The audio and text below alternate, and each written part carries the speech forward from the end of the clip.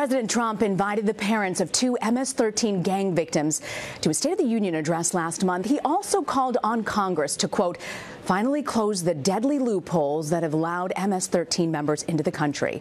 In a new documentary called The Gang Crackdown, Frontline investigates how law enforcement is going after MS-13. Its members, like many of its victims, have been immigrants. The film focuses on one of the deadliest battlegrounds in Long Island, New York. It has a population of unaccompanied minors who fled gang violence in Central America, only to deal with it here. Yo tenía miedo cuando ellos me hablaban de ellos, sobre pandillas. Y ellos me preguntaban si yo quería ser uno de ellos.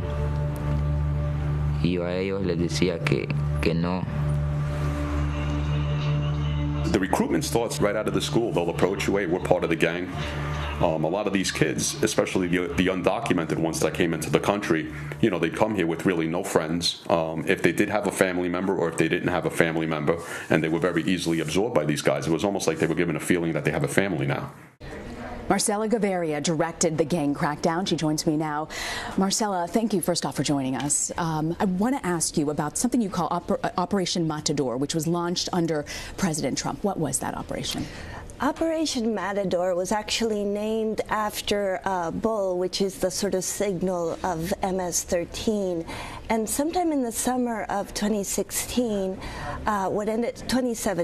what ended up happening was that local law enforcement was so concerned about gang violence on Long Island by MS-13 that they partnered with Immigrations and Customs Enforcement and went after 400 individuals.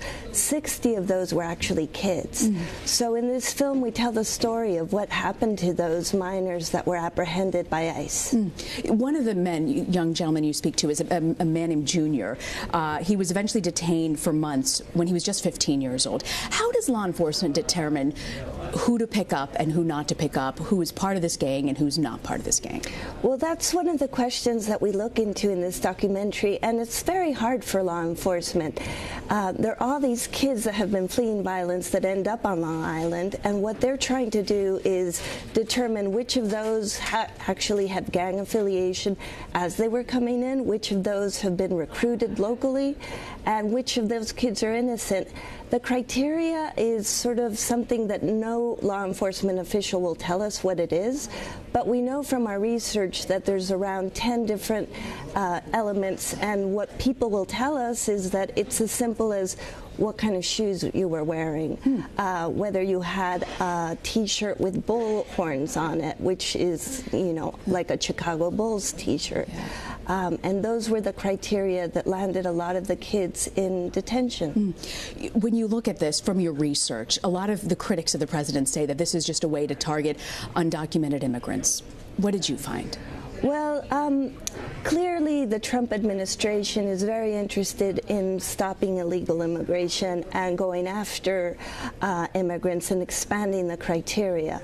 One of the things that we noticed is that sometime after Attorney General Sessions arrived in Long Island, the focus began to be unaccompanied minors. And what advocates started saying to us is that suddenly MS-13 was equated to an unaccompanied minors, and the dragnet zeroed in on these kids. The president has tweeted targeting President Obama, saying this problem with MS-13 is largely because of his weak illegal immigration. What did you find?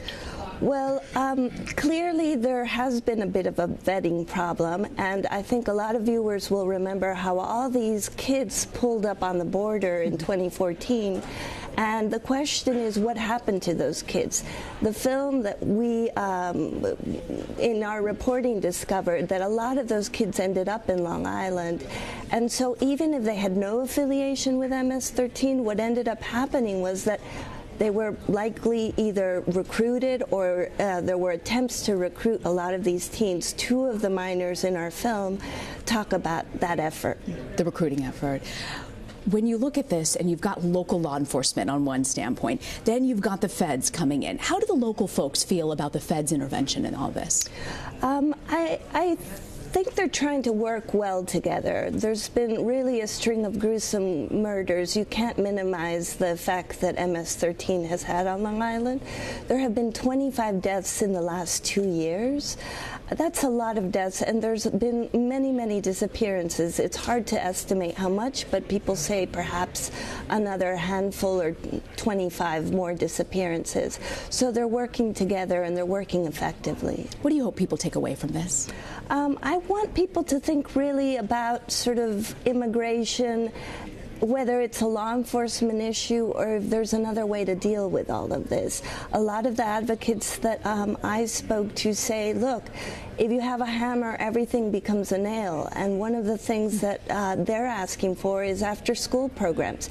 If these kids are vulnerable for recruitment, then why not have a different mechanism to try to pry them away from possible luring by the gangs? And do they think after-school programs would really make a difference with gangs? They actually do. Oh. And I think that a lot of kids don't want to join MS-13. You know, often it's kind of like they don't know, you know, they're new in the country. They have no support system, and the gangs say, hey, we'll be family, we'll protect you, and so kids join. Look forward to watching it. Marcela, thank you for joining us. Thank you so much.